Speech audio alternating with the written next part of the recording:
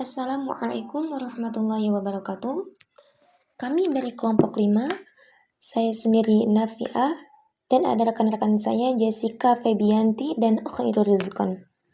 Kami di sini akan mempresentasikan mata kuliah Bahasa Indonesia yang diampu oleh dosen Bu Sastika Astri Dewi MPD. Baik, kami akan menjelaskan strategi dan evaluasi belajar. Dengan latar belakang, bahasa Indonesia merupakan bahasa nasional dan alat komunikasi utama di Indonesia. Kemampuan berbahasa yang baik menjadi aspek penting dalam kehidupan akademik, profesional, dan sosial.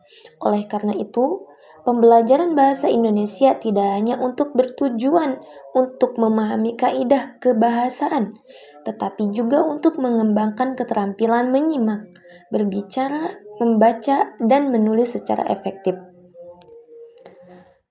Di sini juga ada rumusan masalah. Apa saja pendekatan yang bisa dilakukan dalam pembelajaran bahasa Indonesia? Apa saja strategi yang efektif dalam pembelajaran bahasa Indonesia?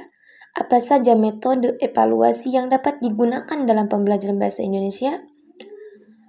Apa saja faktor-faktor yang mempengaruhi pembelajaran bahasa Indonesia? Apa saja tantangan yang dihadapi dalam pembelajaran bahasa Indonesia dan bagaimana solusinya?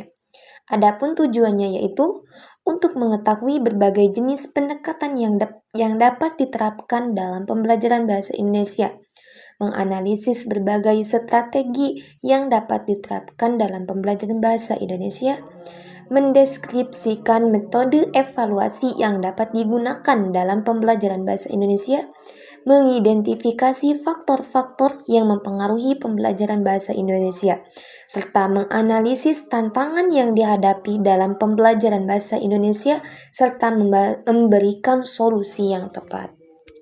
Baik, kali ini saya akan menjelaskan tentang pendekatan dalam pembelajaran bahasa Indonesia. Jadi, pendekatan dalam pembelajaran bahasa Indonesia adalah sebuah strategi ataupun cara yang digunakan untuk mencapai tujuan pembelajaran bahasa secara efektif. Dan berikut akan saya jelaskan tentang pendekatan-pendekatan dalam pembelajaran bahasa Indonesia. Yang pertama ada pendekatan kontekstual, yaitu konsep belajar yang mengaitkan materi yang diajarkan dengan situasi dunia nyata pembelajar. Tujuannya yaitu untuk membantu para pembelajar membuat hubungan antara pengetahuan yang dimilikinya dengan penerapannya dalam kehidupan sehari-hari yang para pembelajar jalani. Yang kedua, yaitu ada pendekatan komunikatif, yaitu menitik beratkan pada kemampuan pembelajar baik di lingkungan formal maupun non-formal. Tujuan utama ini adalah komunikatif dan menjadikan para pembelajar mampu atau memiliki kompetensi dalam hal yang komunikatif.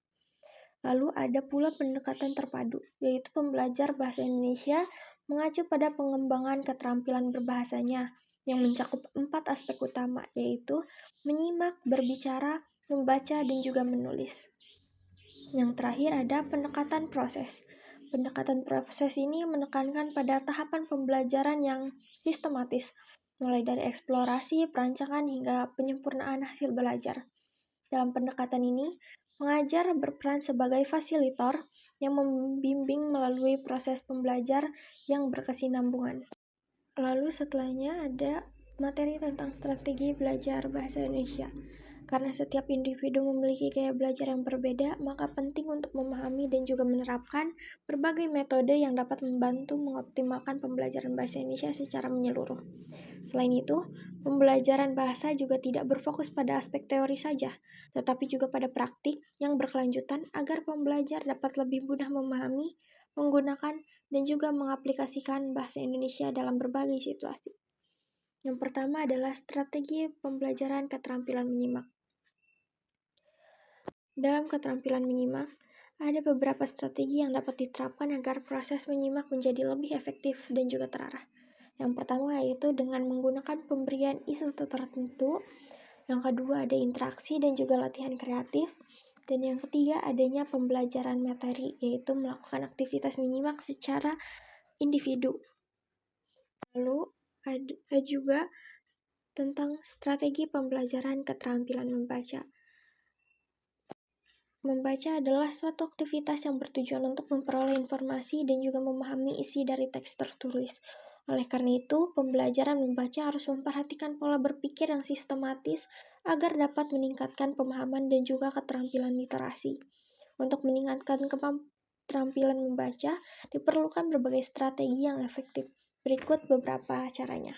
Yang pertama ada teknik pemberian tugas membaca atau pembelajar melakukan tugas membaca teks tertentu dalam jangka waktu yang sudah ditentukan. Lalu dilanjutkan dengan latihan pemahaman bacaan yang bisa dilakukan dengan berbagai jenis tes untuk mengukurnya. Lalu ada membaca bacaan karya sastra. Selanjutnya adalah strategi keterampilan berbicara. Karena berbicara adalah suatu keterampilan berbahasa yang berfungsi untuk menyampaikan ide, perasaan, dan juga kebutuhan, serta keinginan pada orang lain melalui rangkaian bunyi artikulasi yang terstruktur. Kemampuan berbicara diawali dengan pemahaman dasar mengenai struktur bahasa, sehingga pembicara dapat menyusun kalimat yang jelas dan juga memiliki makna yang dapat dipahami oleh pendengar. Dengan demikian, pembelajaran berbicara tidak hanya mengajarkan pembelajar untuk berbicara, tetapi juga untuk melatih pembicara dalam memahami konteks komunikasi serta menyusun kalimat yang koheren dan juga logis. Berikut merupakan beberapa teknik pembelajaran yang dapat diterapkan. Yang pertama adalah berbicara terpimpin, yaitu pembelajar mendapat panduan ketat dalam berbicara untuk membangun dasar keterampilan berbicaranya. Yang kedua adalah berbicara semi terpimpin, yaitu teknik ini memberikan sedikit kelonggaran kepada pembelajar dalam berbicara, tetapi juga masih dalam batasan tertentu agar tetap terarah pembicaraannya. Lalu selanjutnya ada berbicara secara bebas. Pada tahap ini, pembelajar mendapat kebebasan dalam mengungkapkan ide dan juga gagasannya tanpa batasan tertentu. Teknik ini bertujuan untuk melatih kepercayaan diri, kreativitas, serta keterampilan berkomunikasi yang efektif. Selanjutnya ada keterampilan menulis. Keterampilan menulis merupakan salah satu keterampilan berbahasa yang membutuhkan penguasaan berbagai aspek kebahasaan, serta unsur di luar bahasa yang menjadi isi dalam tulisan. Kedua unsur ini harus terpadu secara harmonis agar menghasilkan tulisan yang runtut, jelas, dan padu. Dalam proses menulis, seseorang tidak hanya menyusun kata-kata menjadi kalimat, melainkan juga merupakan penyampaian ide dan juga perasaan secara struktur sehingga dapat mudah dipahami oleh para pembaca. Untuk mengukur kemampuan tersebut, pembelajar dalam keterampilan menulis bisa dilakukan dengan tes tulis yang meliputi unsur linguistik serta ekstra linguistiknya, tata bahasa, ejaan, kerapihan menulis, serta gaya dan juga bentuk bahasa yang digunakan oleh para pembelajar. Oke, yang selanjutnya, baiklah di sini saya akan menjelaskan tentang evaluasi pembelajaran dalam bahasa Indonesia. Evaluasi dalam pembelajaran bahasa Indonesia adalah sebuah proses penilaian yang bertujuan untuk mengukur sejauh mana pemahaman dan keterampilan pembelajaran dalam berbahasa, baik dalam aspek menyimak, berbicara, membaca, maupun menulis. Evaluasi ini berfungsi untuk mengetahui perkembangan pembelajaran, mengidentifikasi kesulitan yang dialami, serta menentukan strategi pembelajaran yang lebih efektif untuk kedepannya. Oke, yang selanjutnya ada faktor-faktor yang mempengaruhi pembelajaran bahasa Indonesia. Faktor di sini terbagi menjadi dua, faktor internal dan faktor eksternal. Faktor internal yang pertama ada minat dan motivasi. Maksudnya minat yang tinggi terhadap bahasa Indonesia akan mendorong siswa untuk belajar dengan lebih giat. Yang kedua, motivasi yang kuat, baik dalam diri intrinsik maupun dari luar ekstrinsik, sangat penting untuk keberhasilan pembelajaran. Yang kedua ada faktor eksternal, lingkungan keluarga. Apa sih lingkungan keluarga itu yang bisa mempengaruhi faktor eksternalnya? Yaitu yang pertama, dukungan dan dorongan dari keluarga sangat penting untuk memotivasi belajar siswa tersebut. Yang kedua, kebiasaan berbahasa Indonesia di rumah juga mempengaruhi kemampuan berbahasa siswa.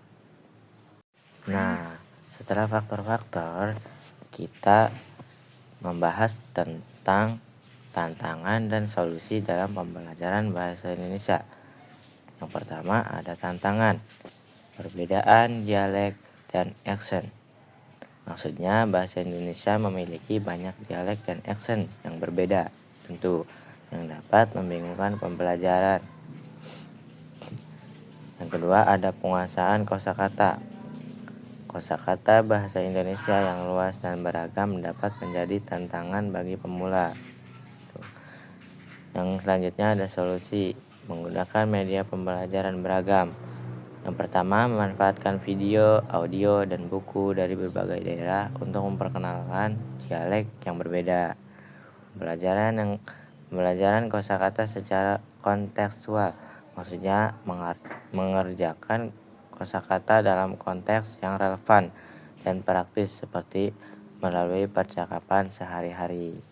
Baik, kesimpulannya yaitu strategi dan evaluasi dalam pembelajaran bahasa Indonesia guna untuk meningkatkan kemampuan siswa mengetahui perkembangan dan memperbaiki kualitas pembelajaran. Strategi yang efektif dalam pembelajaran bahasa Indonesia harus bersifat komprehensif, interaktif, dan adaptif terhadap kebutuhan peserta didik. Beberapa pendekatan utama meliputi penggunaan metode komunikatif, teknologi digital, serta latihan berbasis konteks untuk meningkatkan pemahaman dan keterampilan berbahasa. Dengan adanya evaluasi dalam pembelajaran bahasa Indonesia dapat dilakukan secara berkelanjutan dan berbasis kompetensi, baik melalui penilaian formatif atau tes harian, diskusi, tugas proyek, maupun penilaian sumatif atau ujian akhir portofolio. Evaluasi ini bertujuan untuk mengukur efektivitas strategi yang diterapkan serta mengidentifikasi kelemahan yang perlu diperbaiki. Dan dengan adanya faktor-faktor yang tidak efektif, perlu adanya strategi yang tepat, seperti penggunaan metode yang menarik, teknologi dalam pembelajaran, serta penciptaan lingkungan yang mendukung, guna untuk meningkatkan efektivitas pembelajaran bahasa Indonesia. Dan untuk mencapai keberhasilan pembelajaran bahasa Indonesia, tergantung pada identifikasi tantangan yang dapat dihadapi. Dengan adanya penerapan solusi yang sesuai, siswa dapat meningkatkan keterampilan berbahasa secara optimal. Mungkin hanya itu saja yang dapat kami sampaikan. Kurang lebihnya, mohon maaf. Wa akhirul kalam. Wassalamualaikum warahmatullahi wabarakatuh.